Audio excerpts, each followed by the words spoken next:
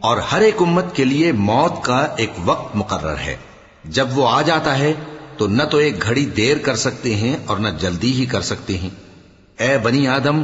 ہم تم کو یہ نصیحت ہمیشہ کرتے رہے ہیں کہ جب ہمارے پیغمبر تمہارے پاس آیا کریں اور ہماری آیتیں تم کو سنایا کریں تو ان پر ایمان لایا کرو، کہ اب جو شخص ان پر ایمان لا کر اللہ سے ڈرتا رہے گا اور اپنی حالت درست رکھے گا تو ایسے لوگوں کو نہ کچھ خوف ہوگا اور نہ وہ غمناک ہوں گے۔ اور جنہوں نے ہماری آیتوں کو جھٹلایا اور ان سے سرتابی کی، وہی دوزخی ہیں کہ ہمیشہ اس میں جلتے رہیں گے۔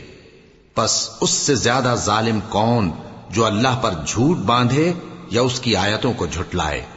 ان کو ان کے نصیب کا لکھا ملتا ہی رہے گا، یہاں تک کہ جب ان کے پاس ہمارے بھیجے ہوئے فرشتے جان نکالنے آئیں گے تو کہیں گے کہ جن کو تم اللہ کے سوا پکارا کرتے تھے وہ اب کہاں ہیں؟ وہ کہیں گے کہ وہ ہم سے گم ہو گئے، اور اقرار کریں گے کہ بے شک وہ کافر تھے۔